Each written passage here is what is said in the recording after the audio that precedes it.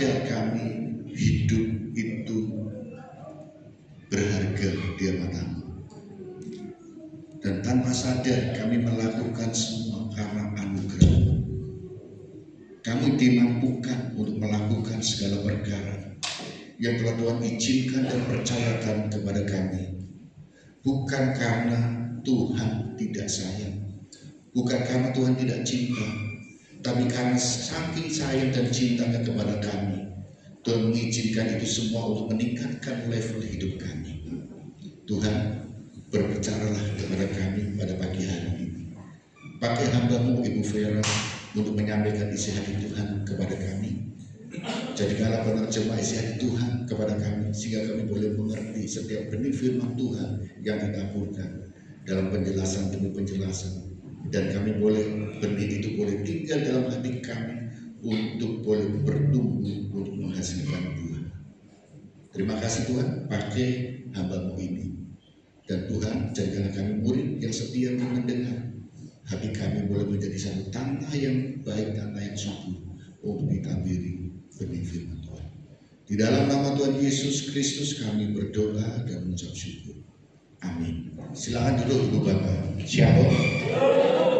Tuhan senang melihat kesetiaan Ibu Bapak ya. Minggu lalu ada yang pulang kampung ya. Kampungnya mana? Kampungku Tandes ya.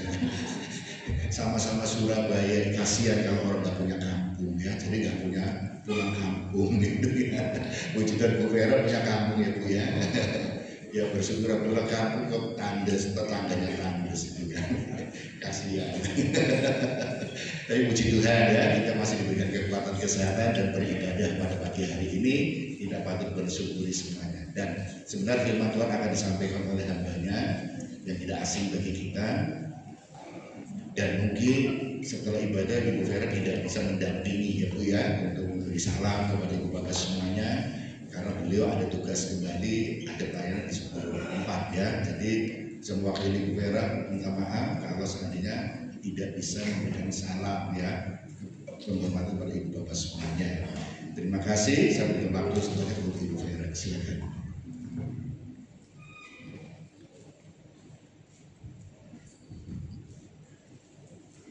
Puji Tuhan. Shalom Bapak Ibu. Apa kabar? Boleh berikan tepuk tangan yang paling meriah bagi kita. Puji Tuhan. Senang sekali saya bisa kembali bersama dengan Bapak Ibu. Terima kasih kepada Bapak Kepala, seluruh staf yang ada di tempat ini sudah kembali memberikan kepercayaan kepada saya. Saya mohon maaf ya Bapak Ibu, kadang-kadang di berbagai gereja saya juga sungkan. Tapi apa boleh buat Bapak Ibu, agenda pelayanan saya beberapa gereja meminta dari awal-awal tahun, sehingga saya harus bertanggung jawab dengan apa yang saya sudah emban ya, sebagai seorang pemberita firman Tuhan, pemberita Injil. Tentunya saya harus hidup saya sepenuh waktunya harus memang dipakai dan melakukan apa yang Tuhan minta. Mari Bapak Ibu Saudara sekalian, hari-hari ini saya percaya serangan yang hebat itu bukan hanya secara jasmani Bapak Ibu ya. Goncangan di dunia ini berawalnya dari kondisi rohani yang tidak sehat. Yang setuju katakan amin. Kenapa terjadi pertikaian? Kenapa terjadi kerusuhan, chaos dan segala macam? Karena manusia sudah tidak bisa mengendalikan kondisi di dalam alam rohnya ya. Sepertinya kalau seseorang itu dekat dengan Tuhan, dia mengenal Tuhan dengan benar, maka pasti orang tersebut dapat hidup lebih tenang. Amin. Dan saudara, hari ini saya ingin bersama-sama dengan Bapak Ibu, siapa saudara yang mau jadi pemenang, katakan amin. Kita ini baru aja merayakan hari kemerdekaan. Nah, orang merdeka itu berarti orang itu berkemenangan. Nah, tapi kadang-kadang iblis itu ingin menghancurkan semuanya. Nah, salah satu yang Tuhan sudah kerjakan buat saya dengan Bapak Ibu ya. Ingat baik-baik, kenapa Tuhan harus datang ke dunia, menjelma menjadi manusia, mati saksi bagi saya dengan saudara. Dan bukan hanya sekedar mati, tapi Yesus bangkit dan hidup. Sebenarnya cuma satu Tuhan mau, supaya kita menjadi pribadi yang lebih dari pemenang. Amin. Karena hanya orang yang menang yang selamat. Hati-hati Bapak Ibu. Kalau saudara kalah, saudara gak mungkin bisa meraih keselamatan. Hanya orang-orang yang menang di dalam Tuhan, dia yang bisa mengakhiri pertandingan hidupnya dengan baik. Amin. Kalau saudara kalah, apa yang terjadi? Kita bisa jadi orang murtad Bapak Ibu. Kita bisa menolak Tuhan. Bahkan kemungkinan besar, kalau sepertinya saudara masih KTP-nya Kristen, atau saudara masih tubuhnya ada di rumah Tuhan, tiap hari Minggu beribadah, tapi kalau Bapak Ibu menjadi orang-orang yang kalah, maka saudara, saya jamin pasti saudara tidak bisa melakukan firman Tuhan. Nah, mereka yang bisa melakukan firman Tuhan adalah mereka yang memiliki kekuatan dari Tuhan. Amin. Saudara mau jadi orang kuat? Ya, coba bilang kanan kiri, sing kuat. Harus kuat, ya. Tidak boleh lemah. Nah, bagaimana caranya supaya kita menjadi orang kuat? Saudara mau rumah tangga saudara diberkati? Tidak ada satupun di dalam benak kita sebagai anak Tuhan kita mau cerai. Betul? Orang-orang yang kuat, yang dia bisa mempertahankan rumah tangganya sampai akhir. Saudara mau hidup berkenan kepada Tuhan? Amin. Tidak ada orang yang bisa berkenan kalau dia lemah. Kalau dia lemah, ujung-ujungnya apa? Bunuh diri. Bapak Ibu, dunia sedang mengacaukan kehidupan manusia. Banyak orang stres, banyak orang tidak bisa lagi tenang, banyak orang emosi sampai di tempat-tempat fasilitas umum yang harusnya kita itu berpendidikan.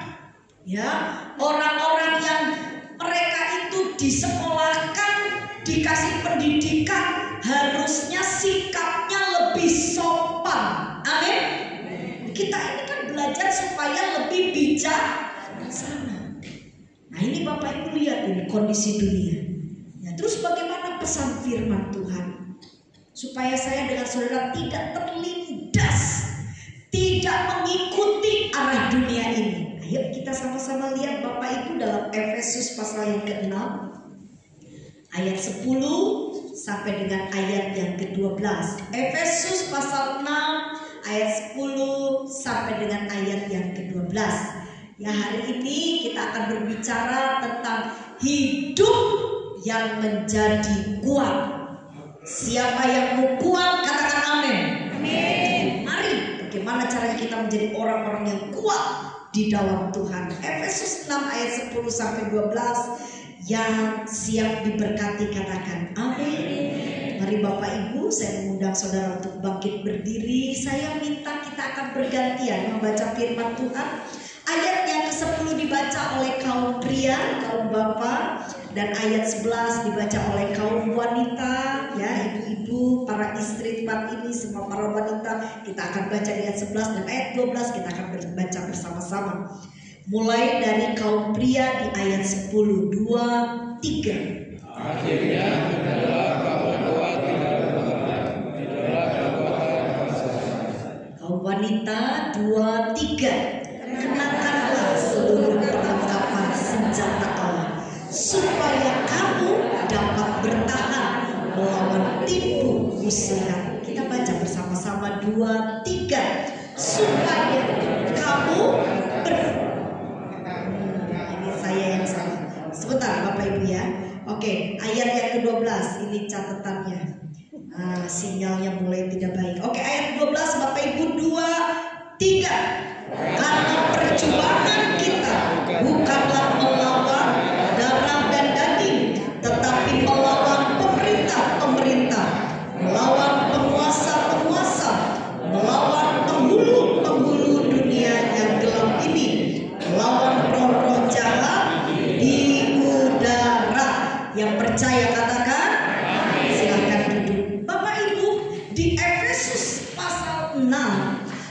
10 sampai ayat 12 itu memberikan satu penjelasan yang sangat-sangat detail. Seperti apakah orang yang kuat? Orang kuat itu adalah orang yang bisa menghancurkan atau mengalahkan musuh-musuhnya. Nah ini ya Bapak Ibu, kadang-kadang kenapa jadi orang Kristen akhirnya kita tidak berdampak? Karena kemungkinan besar ini Alkitab tidak dipahami. Saya pernah satu kali tanya sama seorang pemudik. Saya tanya gini, kamu punya musuh enggak? Saya punya tante. Siapa musuh kamu? Dia katakan si A, si B, si C. Nah itu berarti guru sekolah minggunya belum mengajar firman dengan benar.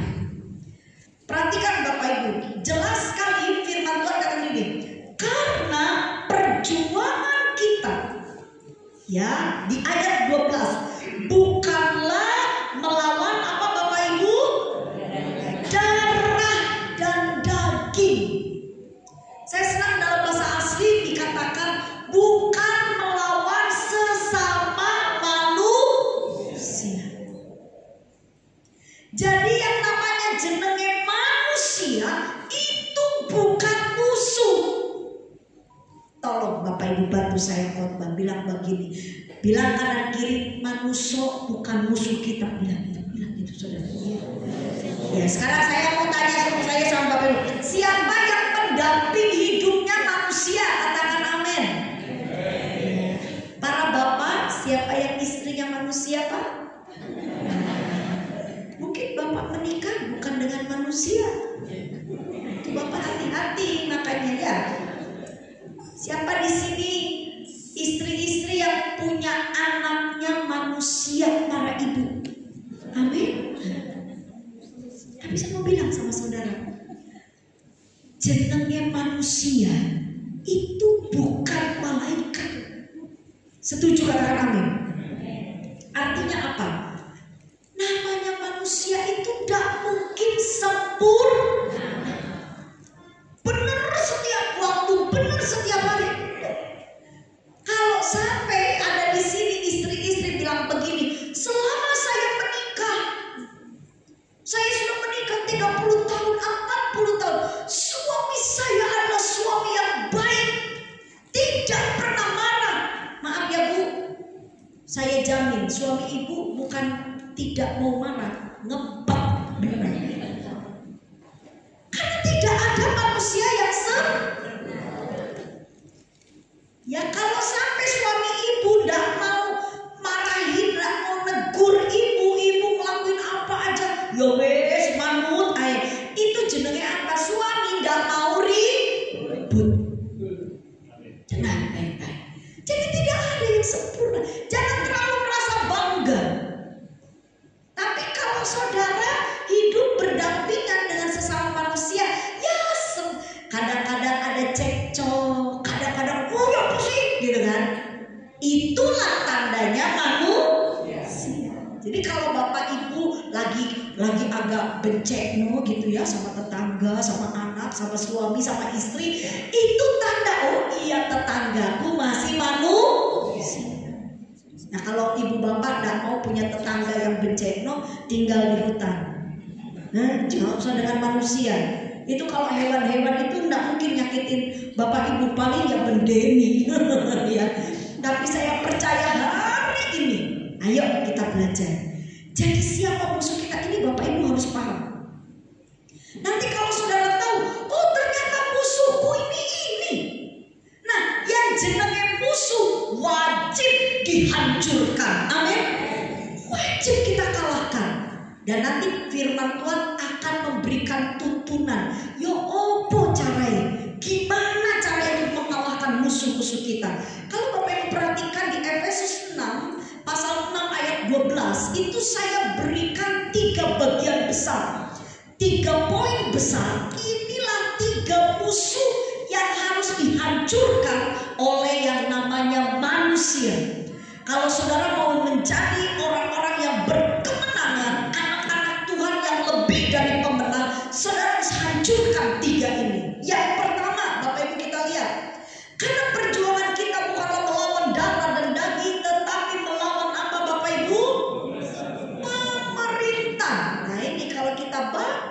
bahasa Indonesia jadi ngawur.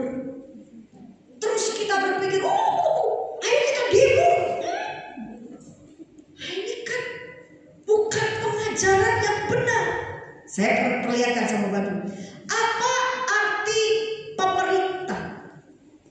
Pemerintah dalam bahasa Gerika, dalam bahasa Alkitab kita Bapak Ibu, itu ditulisnya AC. Ayo sama-sama dengan saya katakan apa? AC. Apa itu AC? Saudara harus paham ini. AC itu adalah bicara tentang pemerintahan yang bukan pemerintah, aturan yang menghukum. Itu AC, aturan yang menghukum. Bahasa simpel, bahasa kita yang familiar kita dengar itu jenenge intimidasi. Itu musuh kita. Jadi segala sesuatu yang membuat kita menjadi takut, kita menjadi khawatir, itu adalah musuh yang pertama. Sebentar, saudara jangan begini. Nah, tetanggaku ini Bu Vera buat saya jadi takut. Bukan. Yang buat saudara jadi takut, yang buat kita jadi khawatir, itu bukan dari luar. Itu dari dalam diri kita. Ya, saya kasih contoh simpel. Satu kali ada seseorang, ya udahlah, salah satunya anak saya bilang sama saya gini, Mama itu terlalu percaya dirinya kenemenan. Kenapa? Mama ini ngomongnya, Mama cantik seperti Cinderella. Terus emang benar, Mama nggak ngaca. Ini kaca di depan, coba ngaca, cantik Mama. Terus anak saya, lihat lagi Mama, cantik.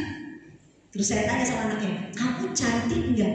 Ya aku sih cantik. Lah ya kamu tuh cantik kayak Mama.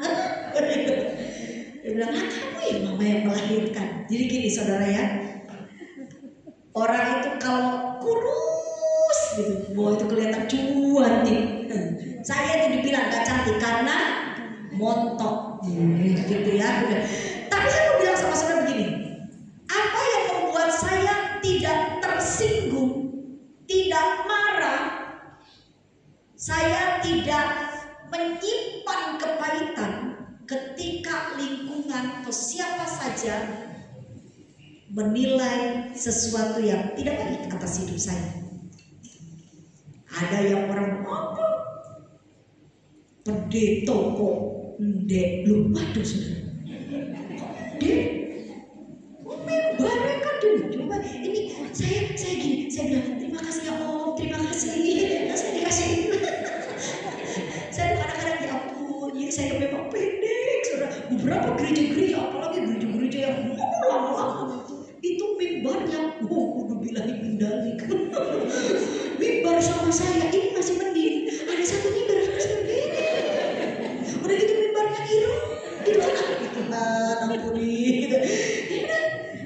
Tapi saya mau bilang sama saudara, ya ampun Bu Vera, sudah pendek, bulat kayak bola. Apakah saya marah? Tidak. Kenapa? Karena di dalam pemikiran saya, di dalam hati saya itu penuh dengan firman. Dengar, dan saya lebih percaya sama pencipta saya dibanding sama manusia yang belum tentu bisa kasih saya nafas. Saya lebih percaya pada seseorang yang ketika saya sakit dan berkata, tolong sembuhkan, dan dia menyembuhkan saya, dibanding sama orang-orang mulut manusia yang seringkali hanya menghina dan menekan. Jadi Bapak Ibu, intimidasi itu akan terjadi dalam hidup kita kalau saudara tidak memiliki pengetahuan yang benar.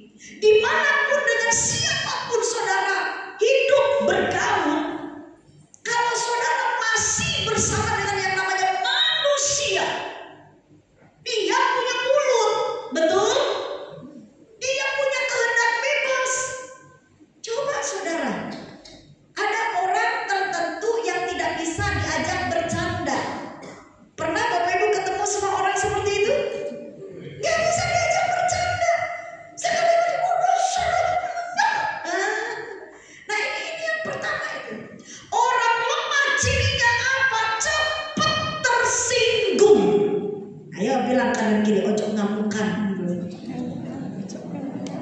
Itu lemah. Tapi kalau orang yang kuat, dia penuh dengan firman. Ketika ada orang berkata begini, meskipun orang itu mengintimidasi, dia begini, kamu tidak akan pernah sukses, tokomu tidak akan laris. Kamu ini orangnya kayak begini. Dasar kau, saudara mau bilang apa aja sama seluruh orang di sekitar saudara. Tapi kalau saudara punya firman, tenang. Amin. Tidak akan ada satupun kutub perkataan manusia yang bisa mengubah hidup saya dengan saudara. Kalau saudara ada dalam perlindungan Tuhan. Ada satu pemudi, Bu Vera, apakah saya perlu didoakan pelepasan? Kenapa, Cek? Soalnya saya ini gak tahu kenapa gak dapat jodoh. Kenapa, Cek? Iya, itu kayaknya orang tua saya dulu suka ngomong yang jelek sama saya, jadi saya gak dapat jodoh. Sorry, jangan suka nyalahin orang. Sudah tahu di Sidoarjo banyak orang yang tidak menikah. Apakah mereka berdosa? Tidak. Bahkan mereka berkarir dan hidupnya memuliakan Tuhan. Tidak ada standar dalam pengiringan Tuhan. Kalau kita hidup benar, wajib menikah. Nanti ayatnya. Yang ada Allah bilang begini, lebih baik kamu hidup tanpa pernikahan kalau kamu belum siap. Amin. Karena di dalam Tuhan tidak ada yang namanya perceraian. Nih orang jadi karena tidak tahu firman, jadi Nah kemarin lucu lagi, saya berkumpul dengan beberapa keluarga muda. Nah, lalu mereka bilang begini, Bu Vera, karena ini para istri ya, istri-istri kumpulan para istri-istri yang suaminya itu pembisnis. Lalu ada salah satu dari ibu ini, dia ngomong begini sama saya, Bu Vera, saya ini bingung, saya ini mau bekerja, tapi teman-teman saya bilang begini, ngapain kamu kerja? Kan ada suami itu imam. Dengar baik-baik. Kita wanita itu tinggal menerima, tidak perlu bekerja.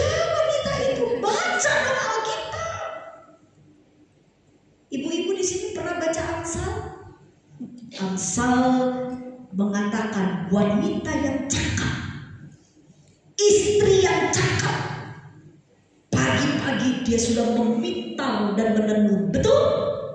Nah itu pembisnis yang hebat. Dia menghasilkan uang yang banyak. Dan Alkitab itu saya mempelajarinya Bapak Ibu. Terus Alkitab mencatat suami dan anak-anaknya bersyukur. Betul? Coba Bapak Ibu baca itu Alkitab itu.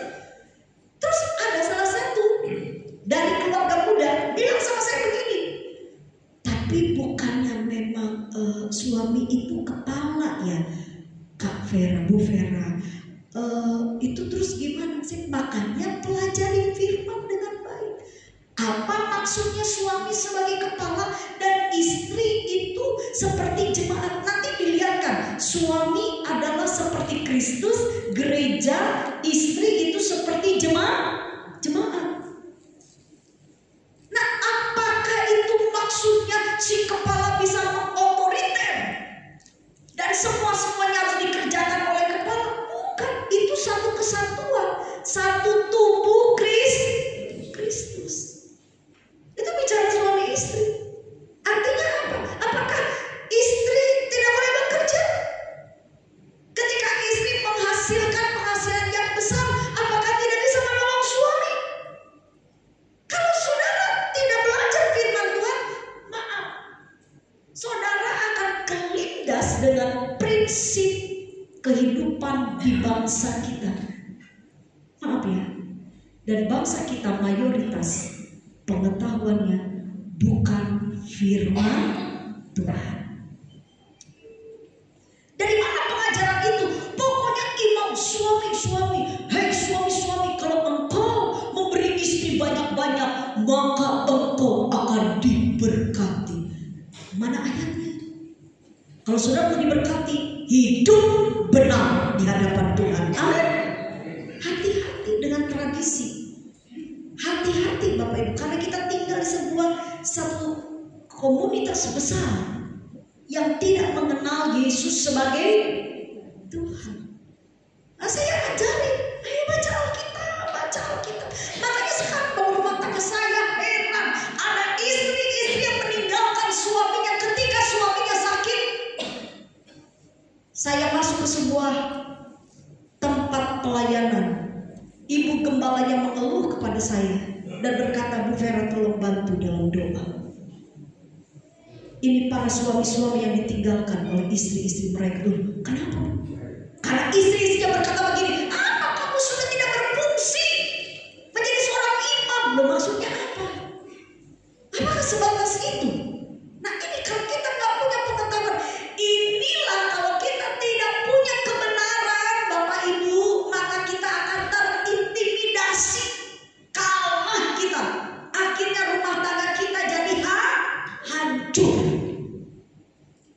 Saya bilang sama Bapak Ibu, hari ini mari kita penuhi hidup kita dengan kebenaran firman Tuhan. Amin. Sekali lagi, kata pemerintah Aceh itu bicara tentang intimidasi. Dan saya dengan saudara tidak akan pernah dikalahkan oleh yang namanya intimidasi kalau kita memahami firman Tuhan. Jangan bilang kanan kiri, dibaca Alkitabnya. Selain dibaca, di apa? Dipahami supaya bisa dipraktekkan. Ya, yang percaya berikan tepuk tangan yang jelas. Bapak Ibu, senang kalau kita itu mengerti firman, sehingga kita bisa berdampingan dengan penuh kasih. Amin. Ya, nanti orang tua dengan anak. Ya, ibu sekali lagi Bu, kalau anaknya menjengkelkan, jangan dikutuk. Kalau anaknya ada sedikit kekurangan, ada sedikit kelemahan, ayo Bu, kita semua ya jadilah orang-orang yang kuat. Amin. Jangan lemah, jangan putus asa. Aduh, usahaku, aduh rumah tanggaku, aduh kesehatanku. Jangan mengeluh. Dengar baik-baik, kamu sampai dulu, gak mungkin kamu sehat. Udah seusia begini, gak mungkin kamu sehat. Kalahkan perkataan itu dengan pemahaman firman Tuhan. Tuhan adalah tabib di atas segala tabib. Tuhan sanggup memberi kita kesehatan. Ada orang yang menakut-nakuti, kalau udah sakit begini udah gak mungkin sehat. Kamu ya sudah sampai selamanya cacat. Siapa bilang? Tuhan yang kita sembah, pencipta langit dan bumi, yang menyelamatkan saya dengan saudara juga. Dia sanggup memberikan yang terbaik bagi saya dengan saudara. Yang percaya berikan tepuk tangan yang luar. Makanya Bapak Ibu, mujizat itu terjadi bukan karena saudara tuh begitu setianya ke gereja, bukan. Mujizat itu terjadi karena saudara beriman. Nah, iman dari mana? Iman itu timbul dari pendengaran akan firman. Artinya apa? Berarti orang yang beriman itu artinya orang yang melakukan firman. Itu maksudnya apa? Orang yang paham akan firman. Dia mengerti firman. Ketika dokter berkata tidak ada jalan keluar, ketika saudara melihat, waduh, ini kok hutan menjulang, waduh, kalau aku nggak mungkin ini, gimana caranya? Semua orang akan bilang begini, kamu bunuh diri aja, udah gak mungkin ada jalan keluar. Orang kayak begini, kamu mah gak ada berguna, gak guna kamu hidup. Ketika dunia menilai kita dengan tidak baik, dengar. Kalau saudara beriman dan mengerti firman, saudara akan tetap tenang menghadapi badai hidup. Amin. Kenapa? Karena di dalam Tuhan tidak ada yang mustahil. Jadi tolong bilang kanan kiri, sekali bilang gini, sing kuat. Harus kuat. Gak boleh lemah ya Bapak Ibu, amin. Ya, jadi untuk kita tidak lemah, supaya kita menjadi kuat, yang pertama saudara harus penuh firman. Bacalah firman setiap hari. Renungkan itu siang dan malam. Percayalah, firman itu berkuasa. Itu akan membuat saya dengan saudara menjadi bijaksana, tetap tenang menghadapi pada hidup. Yang kedua, Bapak Ibu lihat di Efesus tadi pasal 6 ayat 12 dikatakan ini. Karena perjuangan kita bukanlah melawan darah dan daging, tetapi melawan pemerintah-pemerintah. Lalu yang kedua bilang berkata apa? Melawan penguasa. Mari kita lihat kata penguasa. Kata penguasa dalam bahasa asli ditulisnya Bapak Ibu adalah exousia. Ekousia, pakai Q aja. Ekousia. Ayo sama-sama dengan saya katakan apa? Ekousia. Apa artinya ekousia? Itu berbicara kekuatan dunia atau godaan. Itu musuh kita. Kekuatan dunia atau godaan. Bapak Ibu, Alkitab katakan bahwa kita itu tidak boleh serupa dengan dunia ini. Amin. Maka itu pembaharuan budi itu harus ada. Kalau saudara perhatikan baik-baik kata pembaharuan budi dalam bahasa asli itu artinya pembaharuan hati, perubahan hati. Kenapa manusia itu tergoda dengan dunia ini? Ketika istri di rumah tidak pernah menghormati, istri di rumah rasanya kok tidak menarik, akhirnya hati suami jadi rodok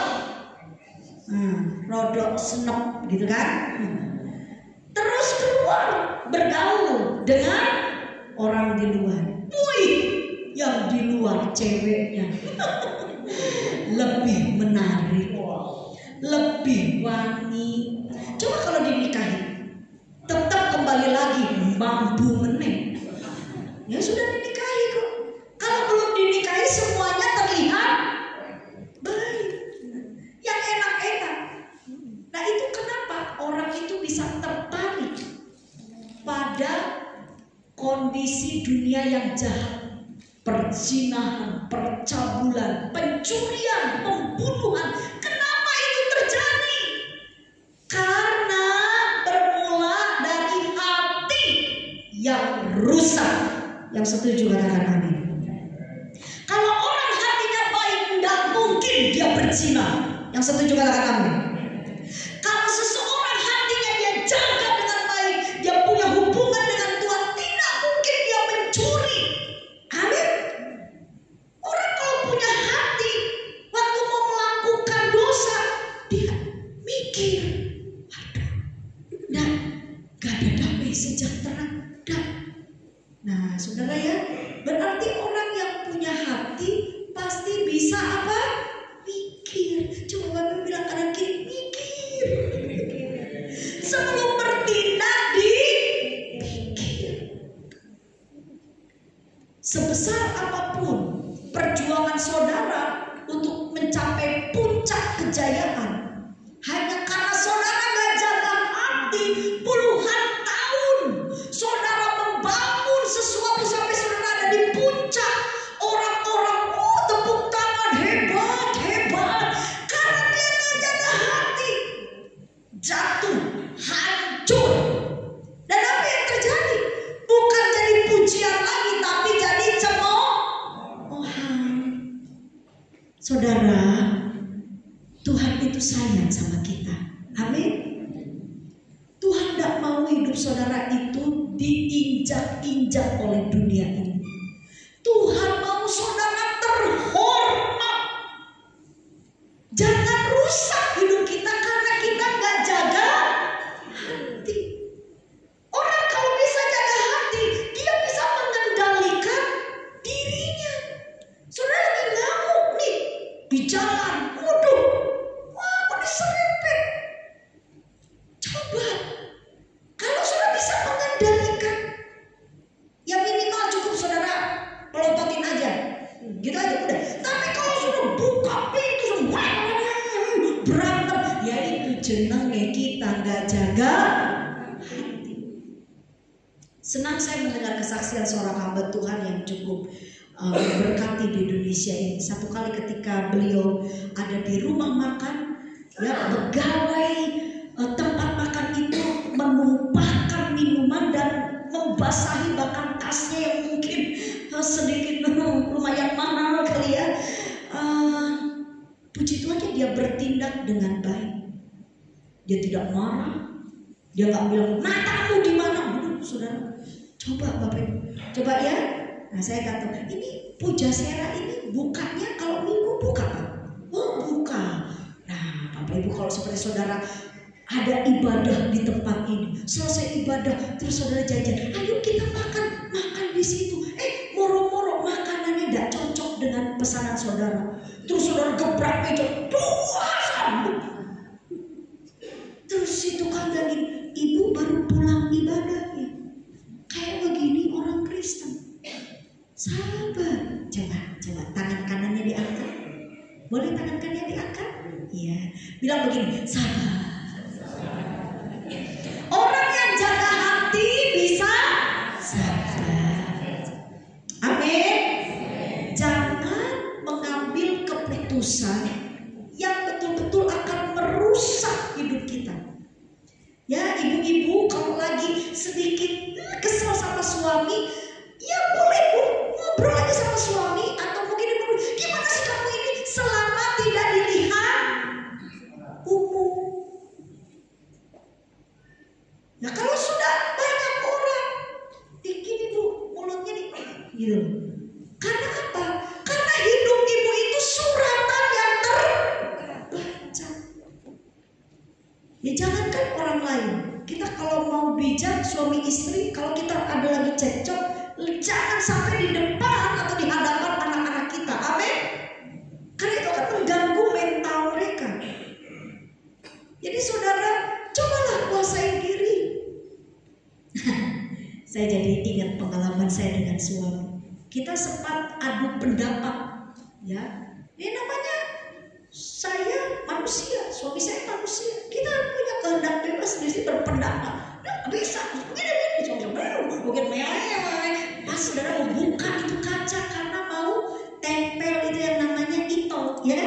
Nah, suami saya sebentar, itol dulu, sebentar dulu. Setelah jalan ditutup lagi, kuasai diri dulu. Kenapa ada orang yang lihat? Bu Vera boleh ya suami istri berantem? Boleh nggak Bu Vera? Ada yang bilang boleh, ada yang bilang enggak, tapi pada kenyataannya dilakukan. Yang jujur katakan amin. Terus akhirnya kita bingung, jadi gimana Bu Vera? Kalau sudah memang jenenge manusia itu bisa salah. Tapi kan firman Tuhan bilang begini, jangan marah sampai matahari. Artinya apa?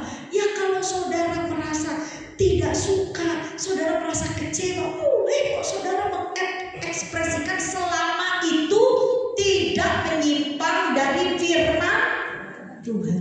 Apa Bu marah yang tidak menyimpang? Jangan berbuat jahat. Kalau saudara marah sampai ambil pisau, itu sudah nggak baik. Berpendapatlah, ungkapkan dengan kata-kata. Saya nggak suka kamu begini, saya nggak suka. Nah, saya bersyukur suami saya seorang guru musik. Jadi dia mengerti kalau sepertinya saya udah, saya intonasinya turun, jangan sih. Ngomongnya yang enak. Ini kadang-kadang kita nggak bisa menyampaikan apa yang ada. Kenapa? Karena kita nggak bisa berkomunikasi dengan baik. Coba ibu kalau mendengar orang bilangnya begini, gimana sih? Kira-kira ibu bisa paham nggak maksud dari orang itu? Paham enggak? Ngamuk iya sudah kan? Apa sih maksudnya? Waduh udah deh. Tapi coba kalau disampaikan, aku tuh nggak seneng. Kamu tuh ya kalau mau pergi cek lamai dandan, ojo terlalu lama. Yo, wih cantik mah, wih cantik. Nah itu bapak-bapak harusnya lebih pintar juga. Kalau mau istrinya dandan terlalu lama, bilang mau cantik, amin Pak. Kalau bapak nggak bilang cantik, itu istri bisa dandan 3 jam. Sampai 3 jam bapak tetap bilang begini mulu kayak badut, lebih lagi lama seharian Pak.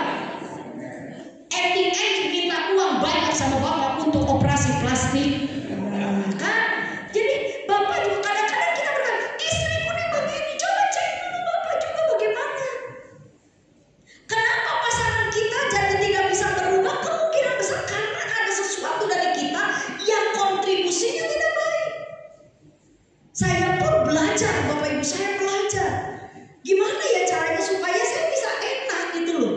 Hidup berdampingan dengan enak, dengan enjoy, bahagia. Ya saya harus introspeksi diri saya. Kira-kira perkataan yang keluar dari mulut saya ini banyak yang menindas atau saya bisa menghargai? Kan begitu Bapak Ibu. Ya. Nah saudara juga sekali lagi, kenapa seringkali, nah ini apalagi khususnya para wanita. Tolong saya mau bilang sama bapak-bapak di sini, mana para pria, katakan amin Pak. Ya ya. Ini pesan firman Tuhan. Ditambah dengan hati saya sebagai para wanita. Begini Pak, para perempuan itu kelemahannya diingatan, Pak. Bukan kelemahan ya, itu kekuatannya. Kekuatannya itu diingat. Jadi apa yang Bapak ucapkan 10 tahun yang lalu itu bisa diingat oleh seorang wanita. Nah wanita itu kenapa seringkali banyak para wanita bisa mendengar suara Tuhan? Karena ketika dia mendapatkan pewahyuan dia bisa ingat. Nah bagusnya kalau wanita itu merenung firman, dia bisa jadi kuat. Tapi ngerinya kebanyakan para wanita merenungkan perkataan manusia, khususnya suaminya. Apa yang dikatakan suaminya maka siang dan malam dia renungkan. Nah, itu dia. Ketika suami berkata dasar lu gendut loh, kayak lepet loh, itu direnungkan siang dan malam Pak. Diproses oleh cara berpikirnya. Terus gimana dia akan berjuang untuk dia, tapi maaf banyak para istri akhirnya mengalami gagal ginjal dan sakit. Kenapa? Itu orang kan bilang kamu kayak begini. Semua apa yang terjadi dalam hidup kita itu berapa puluh persen ada pengaruh dari lingkungan. Makanya kenapa hari ini kalau ibu-ibu mau jadi kuat, tolong renungkan firman Tuhan dan jaga hati. Udah. Kalau saudara pegang firman Tuhan, orang mau ngomong apapun tentang kita, maintain. Mau kuat, yang mau kuat katakan amin. Bilang kanan kiri, percaya sama Tuhan saja. Tapi ya maaf, bilang lagi kanan kiri, ojo mokong. Gitu saudara. Karena Tuhan juga bisa pakai orang-orang di sekitar kita untuk membentuk kita, amin. Jadi Bapak Ibu, mari jaga hati Bapak Ibu. Sekali lagi katakan ke saya apa? Jaga hati. Yang pertama tadi apa saudara? Ayo, apa tadi? Pahami firman. Kalau kita mau kuat harus memahami firman. Yang kedua, jaga hati. Nah sekarang yang ketiga, ini musuh dedengkot. Dan ini bukan musuh abal-abal. Harus hati-hati. Mari lihat, perhatikan baik-baik di Efesus 6 ayat yang ke-12. Di bagian terakhir dikatakan begini, melawan penghulu-penghulu dunia yang gelap ini, melawan apa Bapak Ibu? Roh jahat. Kata roh jahat dalam bahasa asli ditulisnya kosmokrator. Ayo sama-sama dengan saya katakan apa? Kosmokrator. Saya tuh berbagai gereja ada jawab gini, Bu Vera ini kalau ini kok itu loh bahasa aslinya selalu ditekankan supaya saudara itu tidak terlalu gatel. Jadi ada orang berkhotbah pakai bahasa Alkitab itu, bahasa asli itu, pakai bahasa Alkitab. Dengar. Memang kita harus mempelajari firman Tuhan kita dengan benar. Amin. Nggak boleh asal. Ya, Alkitab kita ini berasal dari Timur Tengah. Bapak harus pelajari dengan baik. Jangan sampai salah menafsir. Bukan pakai bahasa Indonesia, terjemahan Indonesia itu supaya kita paham. Jangan kita mengupas ayat sesuka hati kita. Nah, Bapak Ibu lihat, kosmokrator itu artinya kekuatan iblis.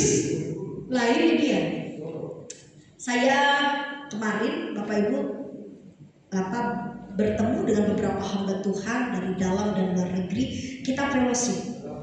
Ketika kita berkumpul, itu kita membahas tentang kondisi gereja di Indonesia. Nah, salah satunya saya sempat mengutarakan seperti ini. Kan saya ini punya latar belakang, mamah kandung saya seorang dukun. Lalu saya setidaknya itu memperhatikan cara bekerja Jadi saya bisa paham dukun itu kayak apa sih kalau kerja. Lalu saya bertobat. Nah, saya bertobat Bapak Ibu. Setelah itu saya mempelajari firman. Nah, setelah saya menjadi seorang hamba Tuhan full time, lalu dari sekolah Alkitab, dari kampus, dari teolog, mengutus saya untuk ke masyarakat, menjadi seorang hamba Tuhan pemberita firman, mengajar hal-hal yang benar. Saya mendapati di lokasi-lokasi tertentu ada beberapa tanda kutip pelayan yang mengatasnamakan Tuhan, Bapak Ibu ya, pakai nama Tuhan. Dia berkata saya perwakilan Tuhan, Tuhan berbicara, tetapi trik atau apa yang dia lakukan itu hampir mirip dengan apa yang mama saya lakukan sebagai seorang dukun. Jadi saya bingung. Dan pelayan-pelayan yang berbau okultisme seperti ini laris dan disukai oleh jemaat bangsa Indonesia. Lu kenapa? Karena ternyata bangsa kita ini, negara kita, okultismenya sangat tinggi. Lalu saya berkata, nah kalau seperti ini mengerikan. Akan ada banyak penyusup masuk ke dalam gereja. Nah kita nggak pernah tahu, kita nggak pernah ngerti. Dan Bapak Ibu, hari ini saya ajarkan saudara firman Tuhan supaya saudara mengerti cara kerjanya iblis. Nah saya bisa memahami ketika salah satu hamba Tuhan dari Australia dan berkata begini, oh kalau di bangsa kami kita nggak pernah ada yang namanya ketakutan ini ketakutan itu, karena secara ekonomi mereka mapan dan logika mereka sangat kuat. Ada salah satu seorang yang pernah di media sosial, dia bilang begini, saya tinggal di satu negeri. Dia berkata dia tinggal di satu negeri dan dia berkata ada komentar dan kamu malam-malam berjalan sendirian itu kan banyak pohon-pohon, nggak takut, nggak ada setan. Terus dia ketawa, apa setan? Di negara kami nggak ada setan, di lingkungan sini tidak ada setan, tidak ada pemikiran takut setan. Kenapa? Nah Bapak Ibu harus paham ini. Jadi ketika saya mendengar dari seorang hamba Tuhan dari sebuah negara dan dia berkata agak sedikit pusing juga ya kalau sampai Indonesia kok klinik banget. Kenapa? Bapak Ibu, salah satu pintu setan bisa kerja dalam hidup manusia itu karena percaya. Ingat, ketika Bapak Ibu percaya, itu adalah pintu celah iblis bisa masuk dalam kehidupan kita. Kok pakai kata percaya Bu Vera? Ingat, iblis itu pengen menyamai siapa? Allah. Jadi apa yang Allah lakukan ditiru sama iblis. Allah juga bekerja melalui iman percaya. Dan dia bilang, oh saya pun akan seperti itu. Ketika saudara percaya, ada orang hati-hati. Saya pernah dipanggil sama satu keluarga, Bu Vera tolong ke rumah saya Bu, di tangga rumah saya ada kuntilanak. Oh saya masuk, saya datang. Coba Bu Vera lihat di tangga ada apa?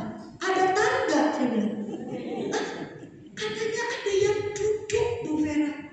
Langsung saya tanya, siapa yang kasih tahu Ibu kalau di tangga itu ada iblis lagi duduk?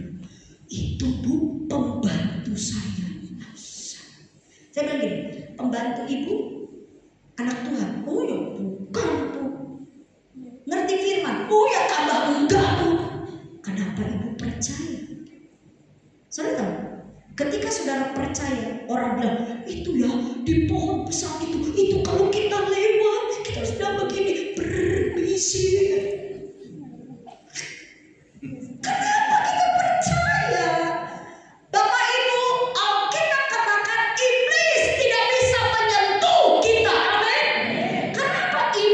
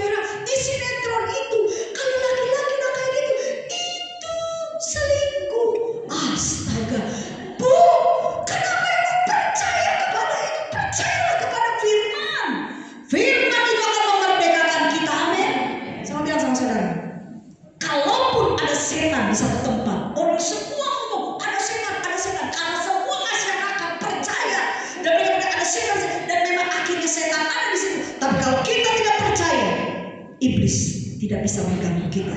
Yang percaya berikan tepuk tangan yang meriah bagi kita. Puji Tuhan. Saudara diberkati oleh firman. Jadi yang ketiga, supaya iblis tidak mengganggu kita, bagaimana caranya? Saudara harus dikendalikan oleh kuasa Roh Kudus. Ingat, hanya Roh Kudus yang bisa memberikan pencerahan kepada kita. Amin. Roh Kudus itulah yang akan membuat saya dan saudara menjadi gereja yang kuat.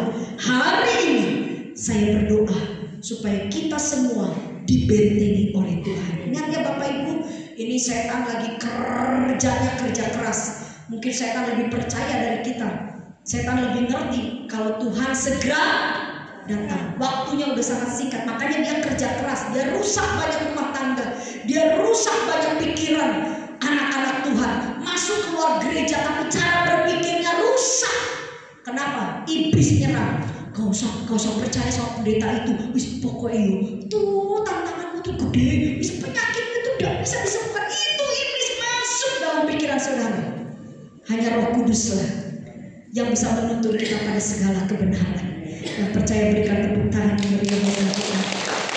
Sebab itu buka hati saudara, biarkan Roh itu memenuhi kita. Mari kita bangkit berdiri bersama-sama. Ada satu pujian berkata, Rohmu yang hidup penuhiku, mengalir dalamku. Jiwa kita akan menjadi tenang bersama dengan Tuhan dalam naungan-Nya. Terima kasih Tuhan buat siang hari ini. Hamba-Mu melepaskan berkat, dan biarlah setiap umat di tempat ini ditolong dan diberkati oleh Tuhan. Terima kasih Tuhan, terima kasih. Roh